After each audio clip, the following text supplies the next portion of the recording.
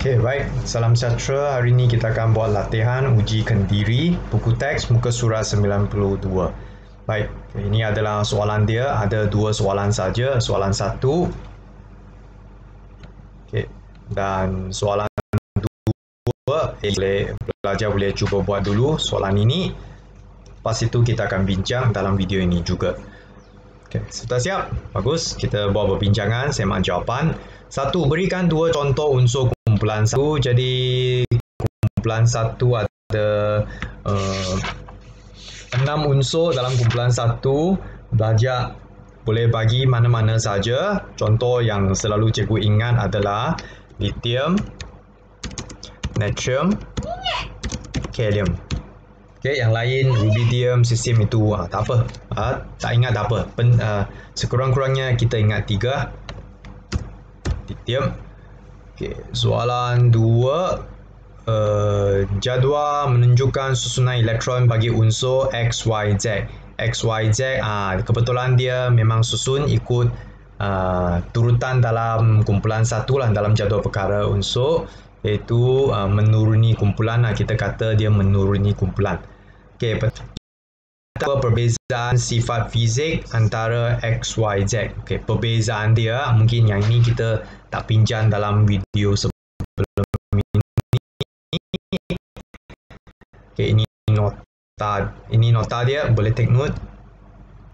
Apabila menuruni kumpulan, kita kata dalam kumpulan, apabila menuruni kumpulan satu, takat lebur dan takat tidir dia sebenarnya semakin berkurang. Okay, dan size atom dia macam mana? Kita tengok ini 2 petala, 4 petala, ini 5 petala. Jadi size atom dia semakin bertambah, betul? Dan satu lagi, ketumpatan dia sebenarnya meningkat juga, semakin meningkat apabila menuruni kumpulan satu. Okey, jadi kita boleh jawab soalan A. Okay. Contoh jawapan. Takat lebur dan takat tidir X adalah lebih tinggi atas takat lebur takat tidir dia lebih tinggi, diikuti dengan Y dan Z. Tapi kalau size atom Z adalah lebih besar, diikuti dengan Y dan juga X. Okey, ketumpatan pun sama, Z adalah lebih tinggi, kemudian diikuti oleh Y dan X. Jadi inilah jawapan dia, dua saja perbezaan. Jadi belajar jawab dua je lah, tak payah begitu banyak.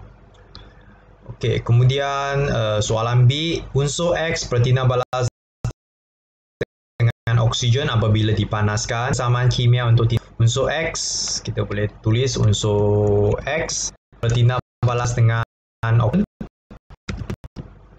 Okey, O2, anak panak X2.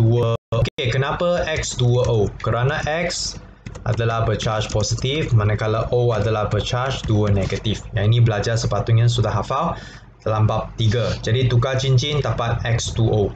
Okay, lepas tu seimbangkan, O ada 2, O 1 je, kita letak 2 sini. 2 darab 2 ada 4X, kita letak 4 di sini. Okay, di sini. Di sini. Okay. Okay. Akhirnya C, susun kereaktifan unsur X, Y, Z mengikut tertib menaik. Tertib menaik maksudnya daripada kurang reaktif, kita susun kepada yang lebih reaktif. Jadi, ingat tak video yang kita tengok? Jadi mula dia tak berapa reaktif, api sikit saja. Lepas tu semakin bawah, dia api bom, dia meletup. Makin reaktif. Jadi susunan dia adalah X, Y, Z. Jawapan dia X, Y, Z.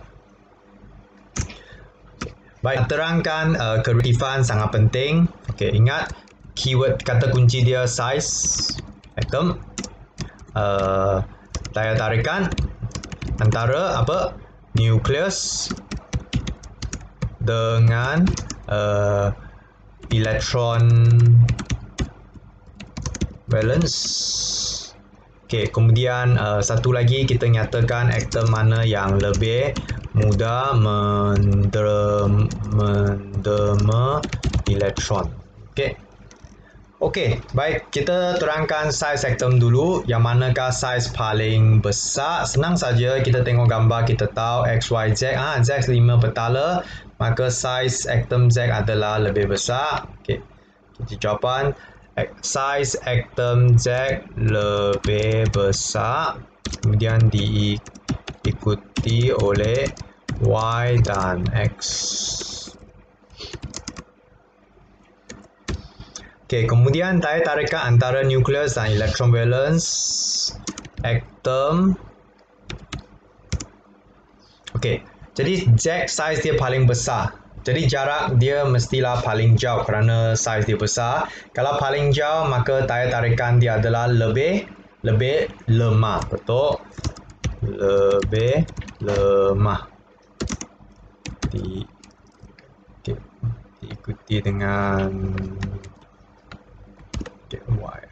Akhirnya kerana daya tarikan dia lebih lemah, maka atom Z lebih senang menderma elektron.